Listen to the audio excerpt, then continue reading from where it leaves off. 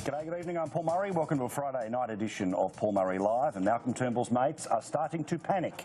Their window is closing for their man to be able to steal the Prime Ministership of this country. As you know, there is a coup that is on, and it is a coup for the leadership of this country.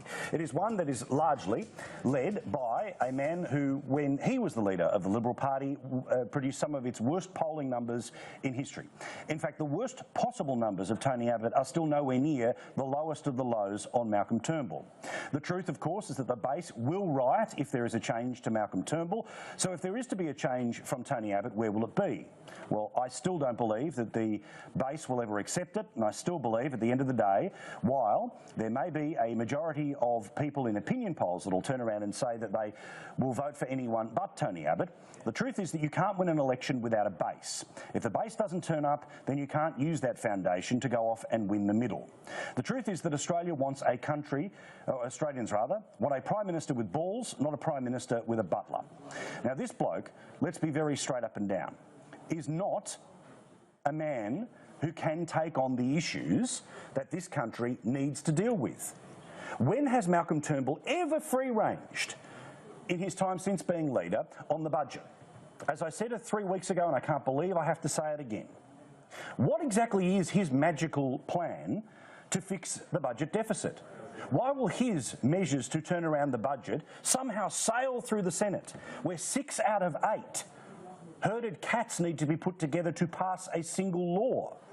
The truth is that he's always overpolled. He's always overpolled because Labor voters like the idea of a guy that doesn't really threaten them, a guy who ultimately will go along with some of their major ideas.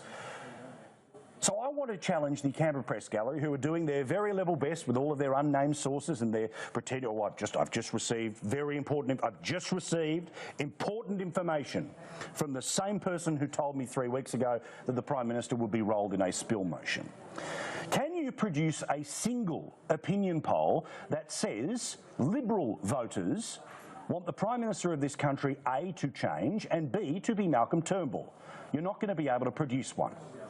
Because the feedback that we get to this program, and if you turn on Talkback Radio, they are ready to riot. But even more importantly than that, does Malcolm Turnbull honestly have the guts to take on the Islamic issue in Australia? Does he honestly, do you think he's going to go on Channel 2 and call out Victoria? Does anyone honestly think that he is going to call out the Islamic Council of Victoria for who and what they are? Is he going to go on television and to be able to speak with force or any sense of belief, or want to change a single law that will make it harder for people who want to advocate for things like a caliphate? The truth is that Malcolm Turnbull is the lovey's pick. He overpolls with people who would never vote Liberal. So it sort of matters what Liberal voters think. Again, my challenge to the Canberra Press Gallery, who no doubt will produce opinion polls just as they did for Kevin Rudd, and they'll be able to produce opinion polls that say if Malcolm Turnbull was leader tomorrow, they will win by this many seats. Or will they be turning around and starting to change the narrative to the desperation of Kevin Rudd, which was, yeah, they might lose, but they'll only lose by this much?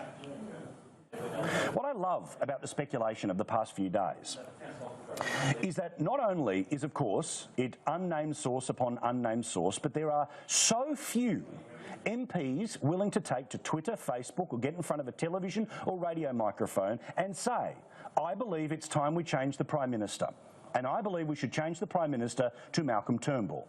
Instead, it's the same people who've always hated Tony Abbott running around the press gallery saying, oh mate, it's on. I'm telling you it's on. And understandably, reporters don't want to be the last on the bus. But what evidence is there? Which minister has resigned? The best they could come up with on the 6 p.m. news this evening was that there will be a dramatic meeting on Monday where all of the cabinet will tell all of the staffers, that's code for pretty credulous, to leave the room and they will confront the Prime Minister. Okay, that's not changing the Prime Minister. I don't know what's going to happen next week. There's no way I can predict what some bedwetting MPs will do when they're scared about the front page of the paper or whatever gets ginned up on the 6 p.m. news. But I certainly know this.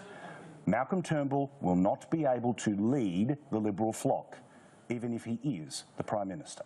Keen to know what you think. Hashtag PM Live. Email pmlive@skynews.com.au. Great panel this evening. Paul Sheen, one of our great guests, we'll have him up in a moment or two's time with some inside word on exactly what is going on right now and where it may well be going that the media is not quite following just yet. And I trust him over many who talk about politics as well for a living. Suzanne Lattimore, nice to